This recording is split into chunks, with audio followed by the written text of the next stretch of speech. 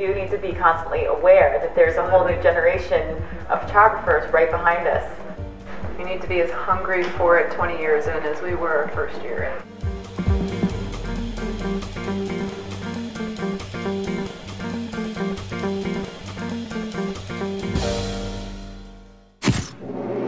Judgment Day on Shutter Wars. We've watched the photographers struggle through and overcome their photo challenges. Now, the time has come to have their work critiqued by some of the industry's most accomplished photographers. The scores will be based on 4 criteria: lighting, composition, post-processing, and creative vision. The one with the highest score wins Shutter Wars. Now let's get started. Let's bring in Crystal. I am a little disappointed in myself, but I was kind of expecting it when I went home last night and I looked through what I had taken. I was not impressed. I'm primarily a natural light shooter. I don't shoot very much in studio. And thank God yesterday was kind of sunny, so I took the little girl outside and I brought the wardrobe elements with me.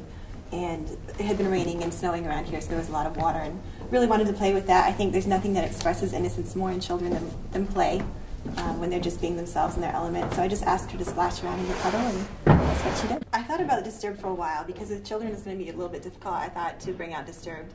I went ahead and took a different spin on it as far as Disturbed being like eccentric.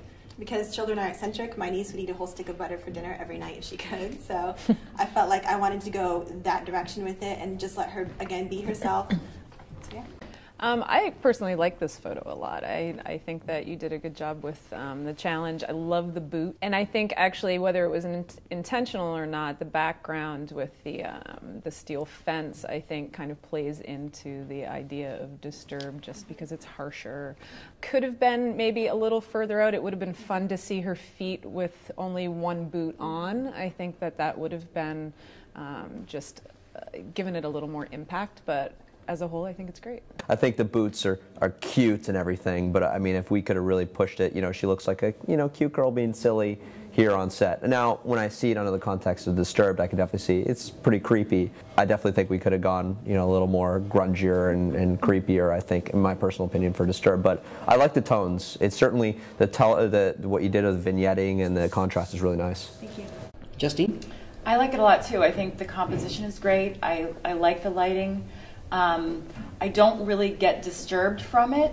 If you'd maybe put her behind the fence, there would have been sort of a sense of like, prisoner or some sort of clue towards being disturbed. But I think overall, it's a great image. I think that her parents would probably love it. Okay, thank you. I think that, the color is great. It pops off the background. Again, your composition is done well. A great thing to do with photography is to play with perspective. So maybe if you had gotten lower, used the reflection more in the pool of water, I think could have been really fun, had her kick more water, something like that.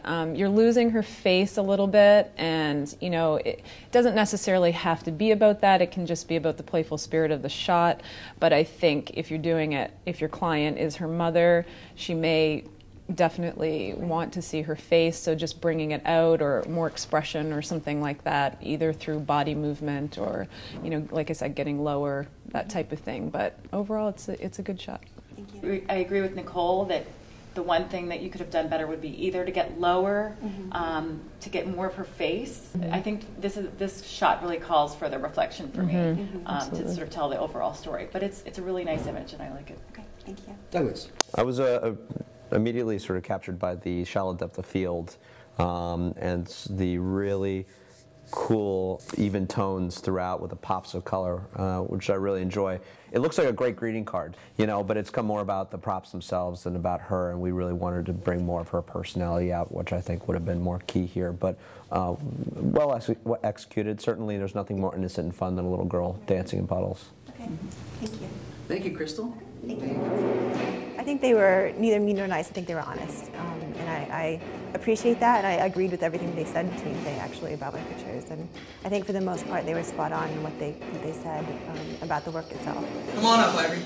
Kids is at the bottom of the list for me. I would rather probably shoot a box than shoot kids, but, Okay, Ivory, let's start with your Disturbed theme photo. Tell us how you executed this one.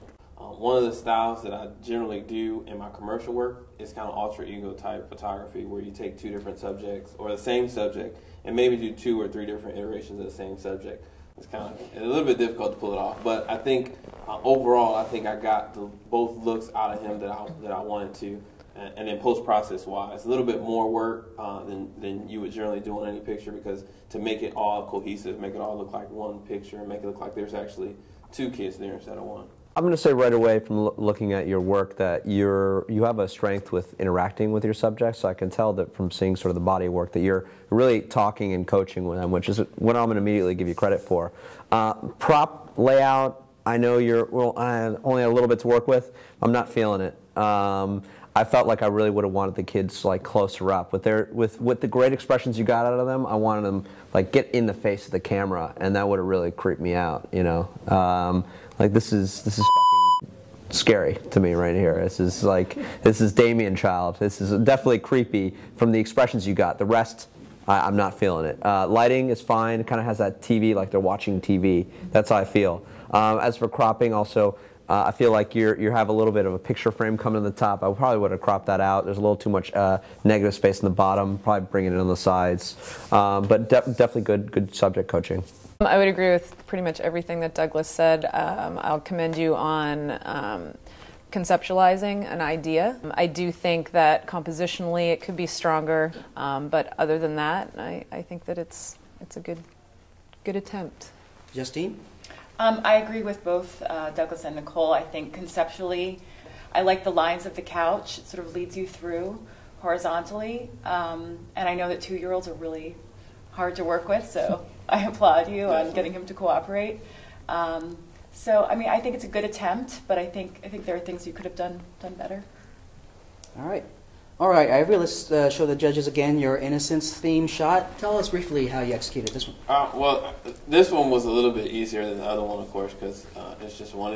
The hard part was getting him to sit against the wings, because I guess they were hurting his back. But conceptual-wise, there's nothing that, to me, signifies innocence more than angels.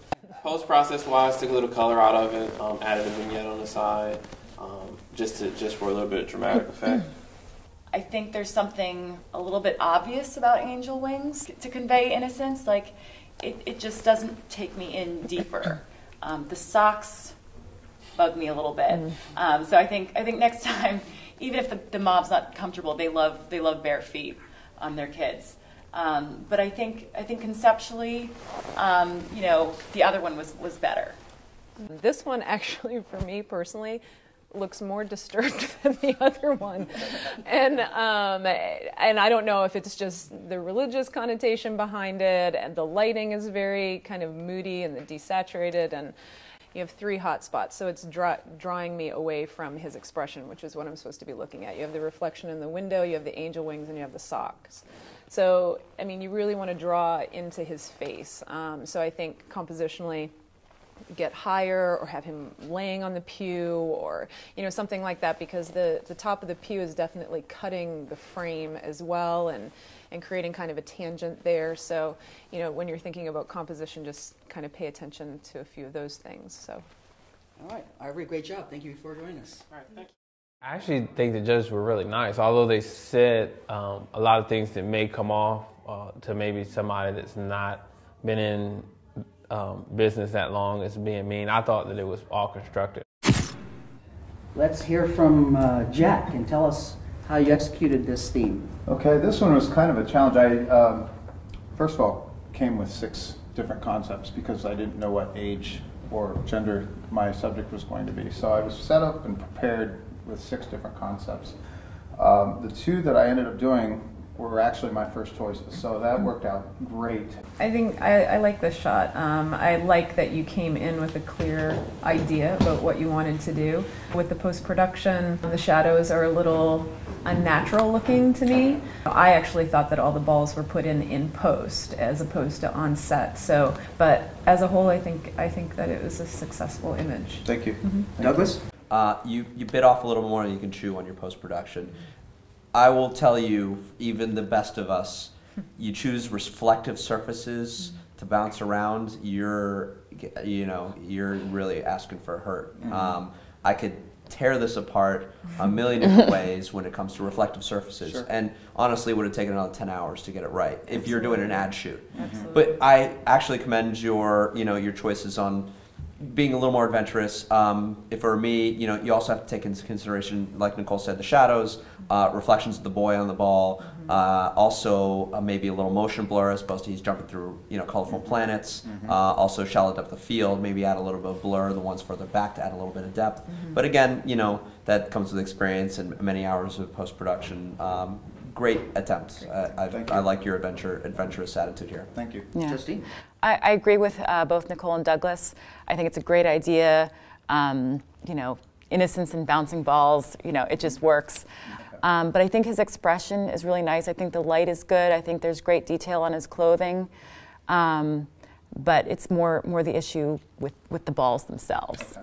Well, I wanted to use harsh lighting from the side. I wanted to give some dimension and so forth, and leave some mystery to things.